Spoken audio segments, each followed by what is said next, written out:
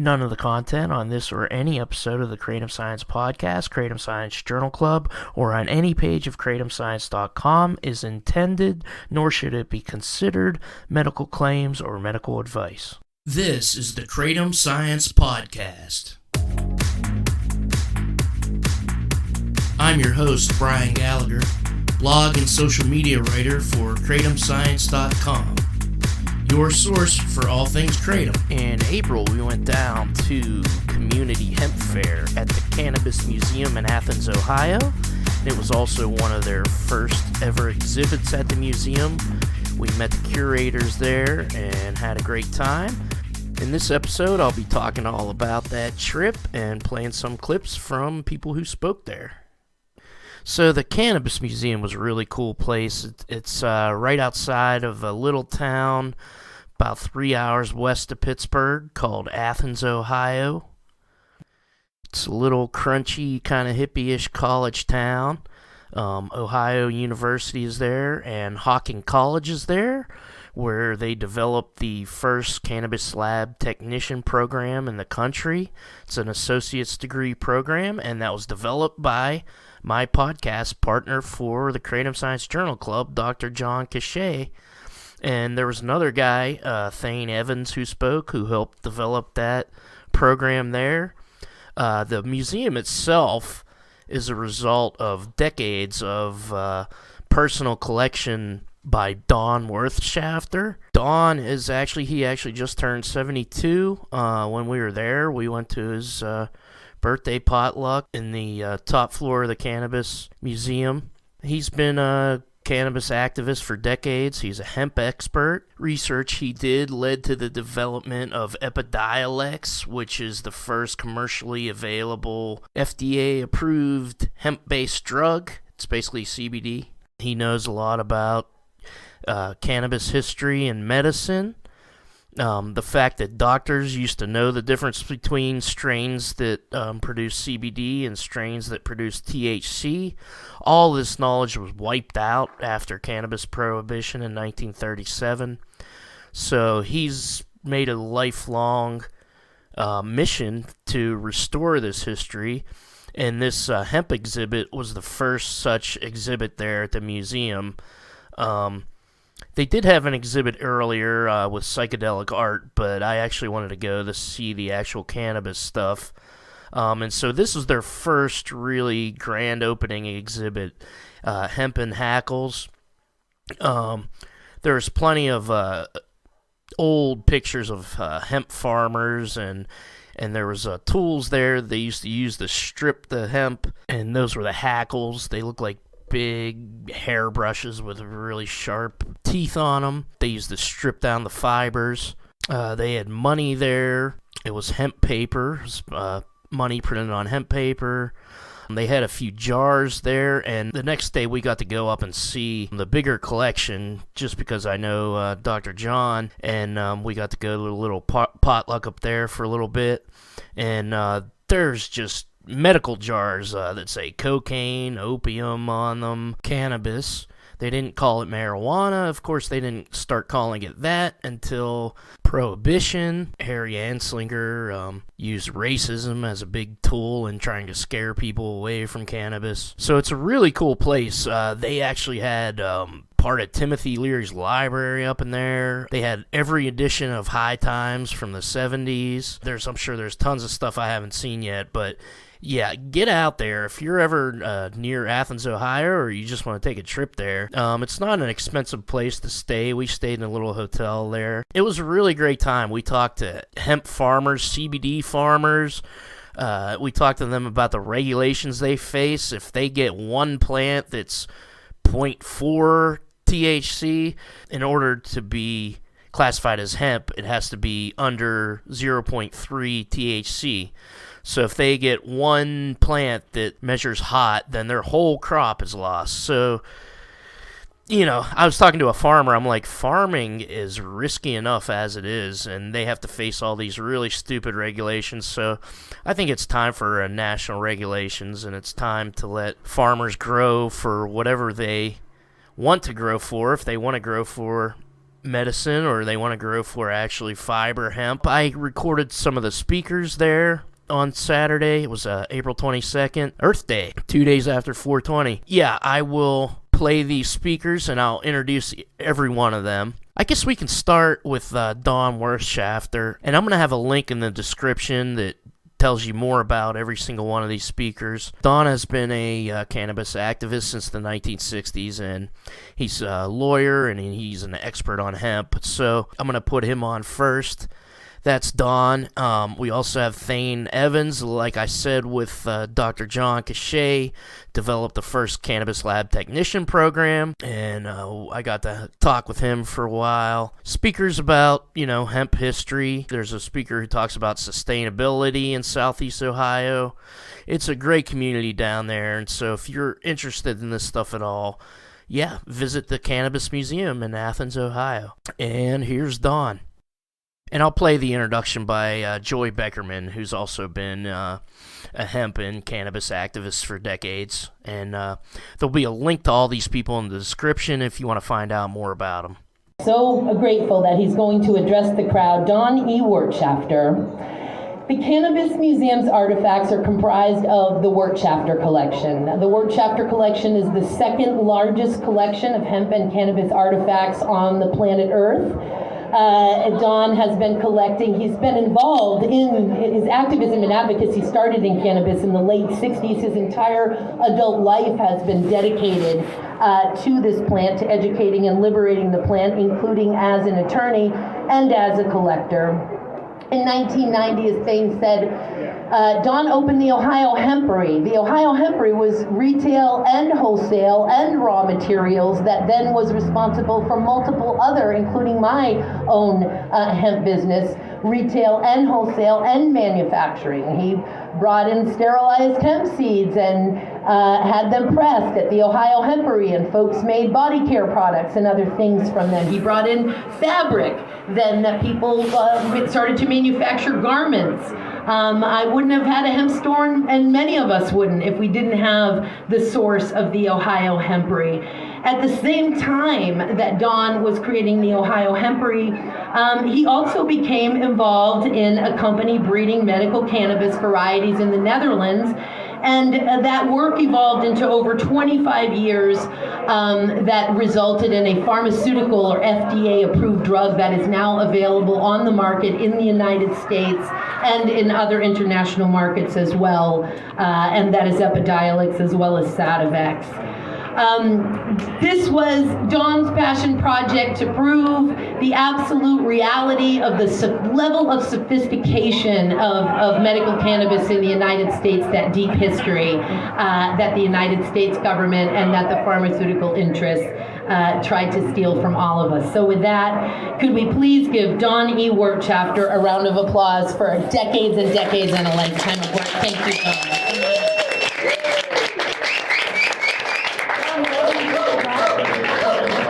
Hey, thank you, everybody. Yes, this project has been decades in the making, and it's been waiting for today. We put out postcards 4 years ago, when we thought we had a headquarters, and we were going to be down the road there, but it didn't pass our fire tests, so we couldn't do it. And so these postcards said, open April 20th, 2020. Okay? So here we are, 3 years late, but we got open. Okay? 3 years and a day late. And I have a lot of thanks, and then we're going to sit down because we got a really good speaker coming up. The staff of the Cannabis Museum is outstanding. Half of them are standing out there right now. And so I don't even want to go into names. It's just, there's a lot of people putting time into making this project work, into having this as a facility for Athens. And this is a very flexible facility. We went through a lot of extra work and time to make the exhibit space in there a public assembly auditorium. We could stuff it full of people. And we're looking for opportunities and projects that are going to do that. And we're going to keep this fiber show up this year. Next year we've got a couple of medical shows coming on.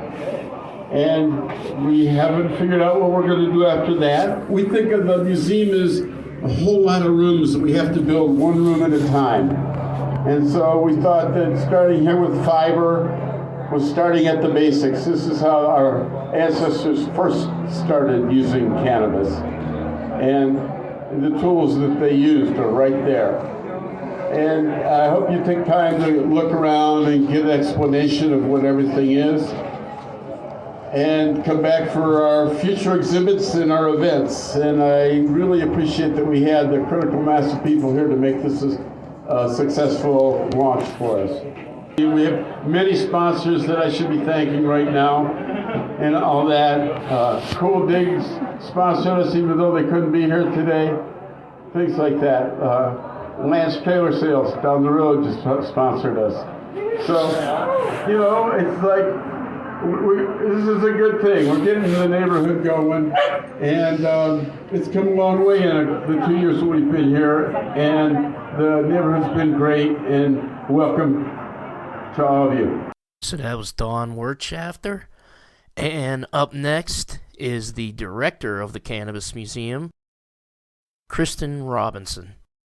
Well, welcome everybody to the Cannabis Museum Community Hemp Fair. I just want to speak about our exhibit right now, the Hemp and Hackles exhibit. This was what Don wanted to do for our first exhibit. He wanted to talk about the hemp fiber. That was his main thing, was the hemp fiber. And with Lisa's talking about the pitfalls in the wool fiber industry, not having the supply chain in order to be able to process the fiber, to be able to, who's going to buy your fiber in the end, where's your market, is exactly the same situation in hemp fiber right now. There's no market for hemp fiber because there's nobody who wants to buy it. So this is, my goal is to try to help farmers to find people who want to use their product. So fiber hemp can be used for making yarns and things like that, making textiles. It can be used for making like hempcrete, like Sasha had the hempcrete block. Food can be used for hemp seeds and hemp oil. But again, it's just a supply chain issue. We need to have an end place for that fiber. We have a farmer that's growing fiber for us this year, and we're going to have some of that fiber hemp in the fall here to play with and play around with and use some of these machines and try to process some of this hemp in the old ways. And really that's the way people process hemp even still today. All those hackles, that's what they're using. Brakes, that's what they're using to process hemp. The larger scale, there are some larger scale hemp industries coming in Kentucky. They're making pressed fiberboard in Kentucky. I think North Carolina is getting really into the hemp production. So it's starting. I know that Washington State is really promoting hemp production, hemp fiber production as well. So it's just a matter of time, and it's gonna catch on. So at the Cannabis Museum, we're really trying to build a community around cannabis, around hemp, around the culture, around the growers. This is why we've invited all the CBD people out today, so that they can talk to people about what they're doing with the growing cannabis and just promoting it for everybody across the board. But we really are going to rely on our community to help support us too. We're a nonprofit. It takes a community support to help grow a nonprofit. And so we've gotten this far, and it's really going to be a community adventure as we move forward. Up next is Thane Evans, who helped design the Cannabis Lab Technician Associate's degree program at Hocking College with my podcast partner, Dr. Jon Cachat. Here's Thane. Cannabis class at Hocking College, where I had taught the last few years. Cannabis Lab Tech program was the first 2-year degree in the country that Dr. Cachat organized, and I had the pleasure of helping develop further. and creating some coursework and being the lead cannabis instructor for the past few years. Really where it all began for me was this book, and I used this book, which I'm sure many of you are familiar with, The Emperor Wears No Clothes. Has been and will seemingly always be until, of course, the Cannabis Museum contributes some more publications to the wide world of cannabis and hemp. I used this book for my cannabis history class, and I brought it today because it happens to be a signed copy by Jack himself. And cool story, it was on Fish Tour, coming back from Festival 8 in 2009, and was introduced to this book going into 9th grade, summer of 8th grade, when I first experienced cannabis, for better, of course.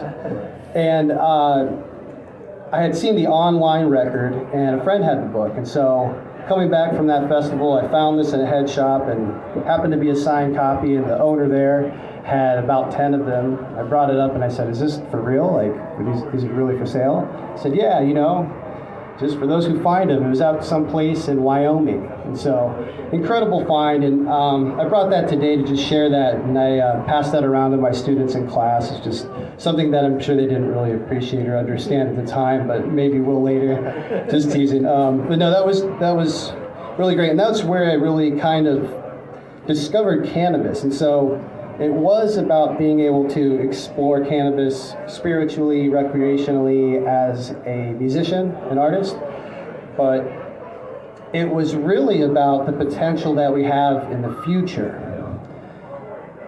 and how with the legalization, re-legalization, and resurgence of growing hemp in the United States with the 2018 Farm Bill, really offered many people, like weed growers, the opportunity to grow cannabis legally. And so it really centered around CBD production, and that has great value, but of course the plethora of opportunity that lies within hemp is far beyond just its medicinal value, and lies of course in the fiber and grain and the possibilities there to really help continue to shape our world for the better in a sustainable and renewable way. I had actually learned about Don long before I ever knew I would meet him, because he's referenced in this book. His Schlichten papers are referenced as part of the incredible story, which I saw the name and I saw the connection to Ohio University. Both of my parents went to Ohio University, and my mom's actually in the audience right there. Big shout out to her. And so I was kind of had a family connection to Athens and Ohio University. And that caught my eye. And so then fast forward, I actually got involved with the Cannabis Museum and Don. And so everything's kind of coming full circle now. So I'm very grateful for that, very grateful for this community, and really honored to be a part of it.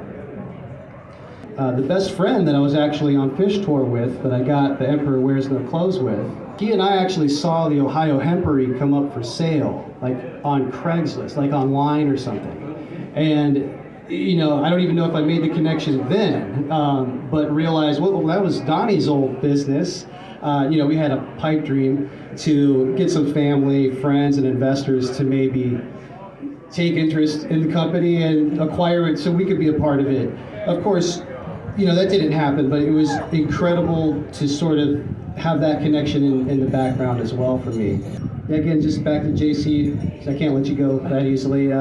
We met in 2016. And it was at the first Cannabis Symposium in Columbus. So we had gone on to promote a hybrid lighting and renewable energy focused cultivation system for the following few years. And like I mentioned, co-founded the Hocking College Cannabis Analytic Laboratory and the Lab Tech program.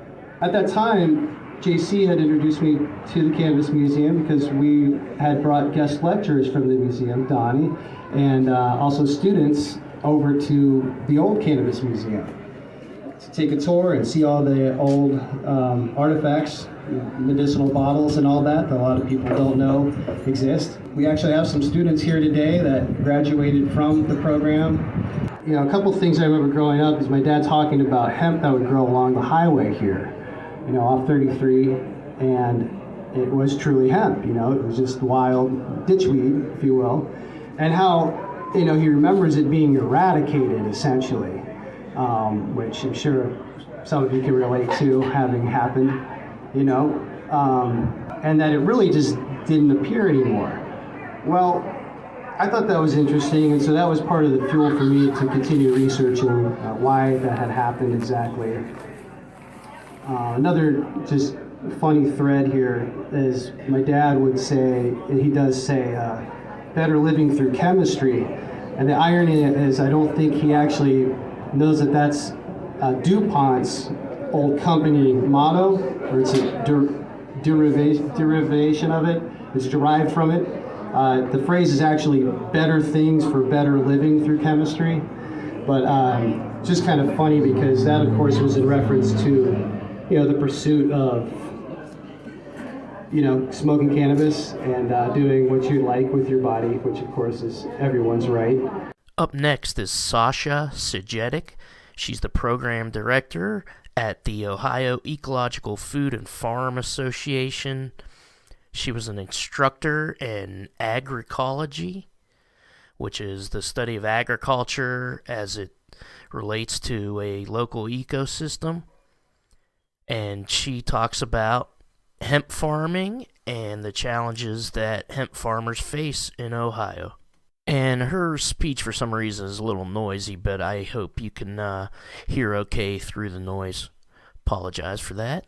So I've had a lot of talks with Jim Belt, who is the head of Ohio's hemp program. He works at the ODA. Unfortunately, the reason that fiber farmers still have to jump through all these hoops right now is because the ODA is really beholden to the USDA, right? Like, we can't make anything easier. We have to go by at least what the USDA says. And that's where you've got all of these testing restrictions, right? And licensure fees, which really, given that 50% of the US already has medical marijuana and about a third of those already have recreational legal, it seems really silly that we're still so worried about people getting high and that people might accidentally get high off of CBD hemp, God forbid. It is a little silly.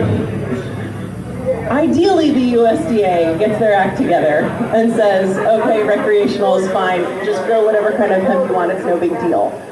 Thankfully, about a month ago, we did have a bipartisan bill that was proposed. Senator Jon Tester from Montana and Senator Mike Braun from Indiana have proposed this bill to sort of separate industrial hemp as hemp grown for fiber, like for industrial uses. This is for fiber, this is for things like hempcrete, which is what some of the byproduct of fiber hemp can be used for.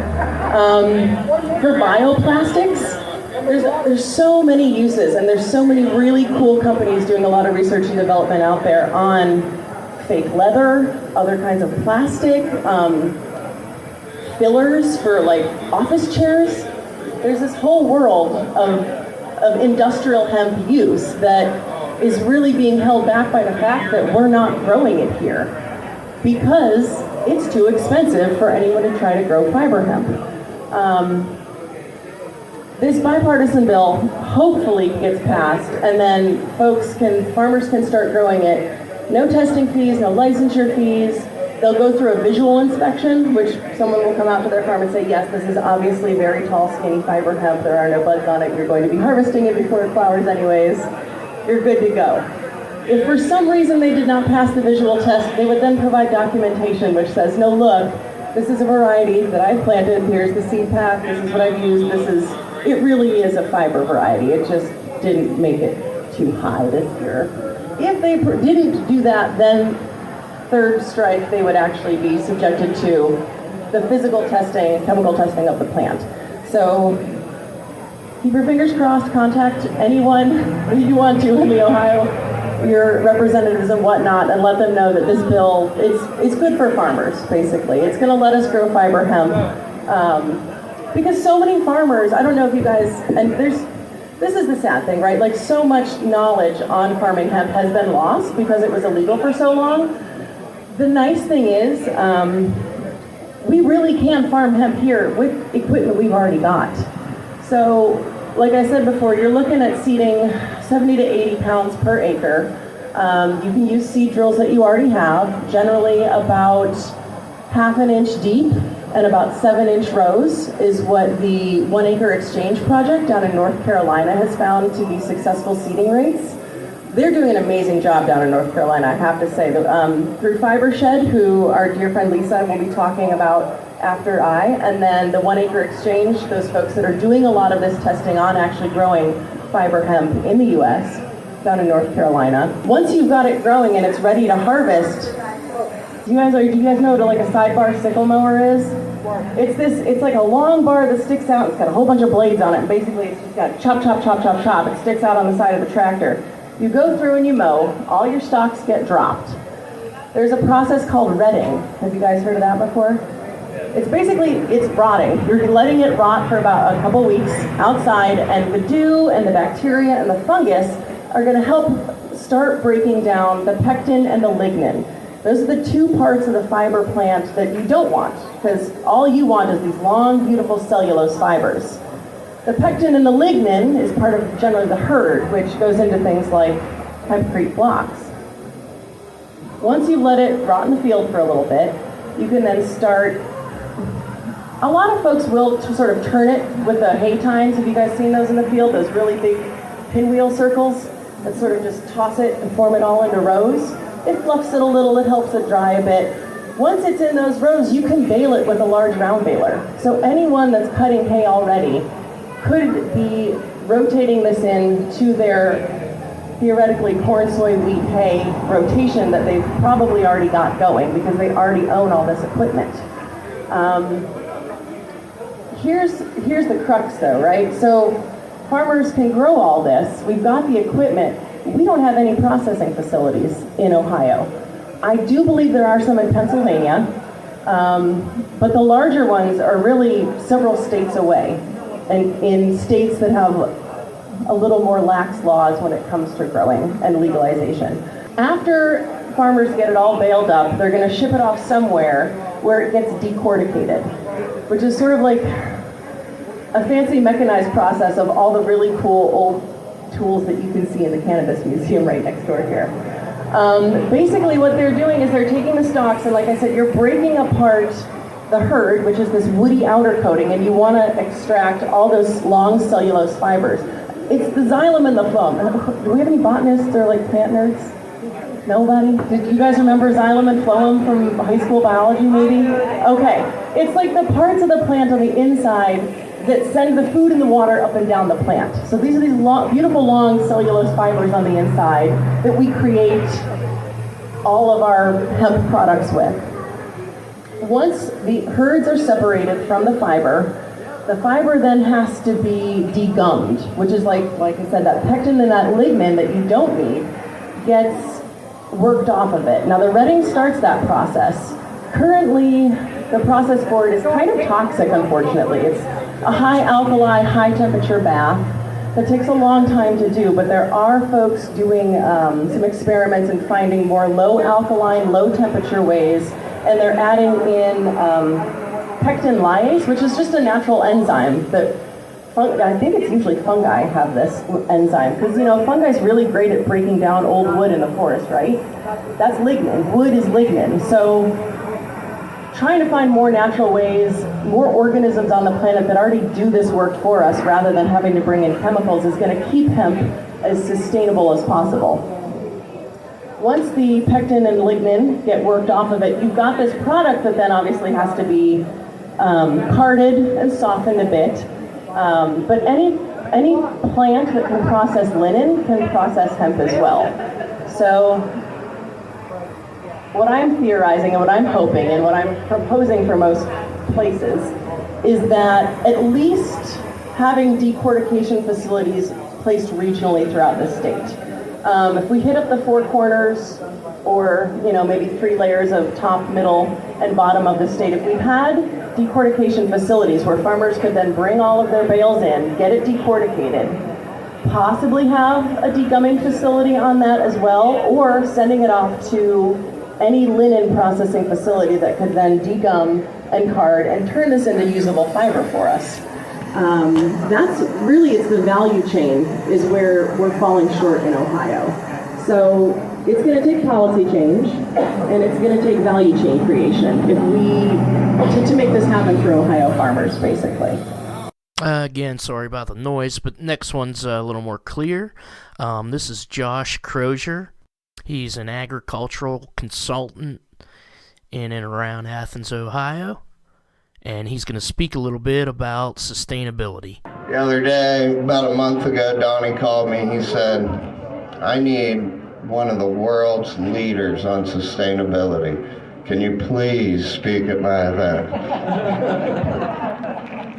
No, totally kidding. I am no expert in the field. I probably should be. I've been in it about 20 years, all locally. I got my first degree at Hocking College, and then I moved on to Rio Grande, and then I got my MS at Ohio University. So I should be an expert, but I'm not. But I can ramble on for about 10, 15 about sustainability. What does sustainability mean, really? You know, like a lot of people kind of look at sustainability like, okay, it's the environment. How much are we depleting of these natural resources? How much are we taking and not giving back? But there's two other pillars to sustainability, and they're also very important pillars. And that is the economical and societal pillars of that three-pillar system. And if one doesn't work, you know, you're kind of relying on, even if one works, you don't have the other two. So it really doesn't really help you a lot of times. So let's talk about that. So, say you have a field. Not only to be sustainable do you need to produce a worthwhile crop, all the money to support you as an owner and your property taxes and all that, but that ain't it. You need the employees that work for you to also be able to support and make a living and make a way, a life, you know, like you're not just drilling them, you're not just paying them $7 an hour to go out and run out in your fields and do all the work for you. That does not create a sustainable system. I can tell you a lot about what's not sustainable. Not so much about what the perfect system looks like. But anyways, going back to that, it isn't not just environmentally, not just the people that work for you, but it's also what do you give back to the community? And that's more what I'm here to say, that I do feel like I know that tier of it a little better, and know what that looks like, I think. So can the people in your community afford the goods that you're producing? You know, that's where the societal thing really boils into play. And if you're just drilling that community for you and your employees and that's it, then that is not sustainable either. You know, it's all not sustainable. So now that we know what sustainable kind of is, it's even more complicated by the fact that we don't really know what a sustainable system looks like. Because what does sustainability really mean? It means that you're preserving it for future generations. You know, the natives looked at it like, if we're going to fish in this stream, there better be that same amount of supply for 7 generations later for our people. And I think that that's the way we kind of need to look at things too, you know, like, I just see things that maybe we can make a better attempt at kind of approaching differently. But once again, I'm not an expert and I don't know the answers. And I don't even know what a fully sustainable system actually looks like. I can tell you what the companies I consulted have done to approach that sustainability threshold in the hemp industry in particular. And a lot of that gears upon and relies upon sampling, soil sampling, water sampling, knowing what's already in that system before you just go randomly dumping a whole bunch of stuff out there because some hydro book said you need part 1 and part X, Y, and Z. You know, you test that soil, you get that microbes, you get the microbes thriving, and you kind of let that community do its thing in the soil. And I think that's really cut down on the cost to produce a pound in the agricultural system. Will we know if it's sustainable? 30 years from now, check back. Because that's really what it's about. Like, sustainability, you really can't measure. Like, I see a lot of companies saying, hey, we're sustainable. It's like, well, that's great. I'm not cutting down on these companies because I'm the same way. We have sustainable practices, but is the operation really sustainable? I have yet to really see a fully functioning, stable community that doesn't rely on outputs in its true sense.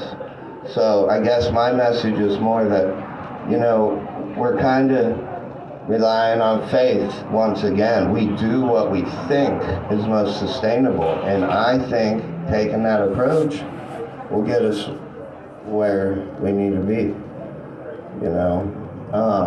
Also, something I really want to mention is like the support that you can have for your local community. You know, like maybe parts of your picture aren't sustainable and they can't map out every carbon footprint that you spend or don't spend or this or that, but I know somewhere in the picture supporting local community, even if that's one tier of it, that's so important to me. You know, what the ideal day looks like for me is I wake up, go chug about a half a carton of Snowville, you know, wake up, baby mama kiss me on the way out the door, have a great day, you know, I'm heading to the Coonskin out in Amesville to get a bacon, egg, and cheese sandwich. Gotta support them.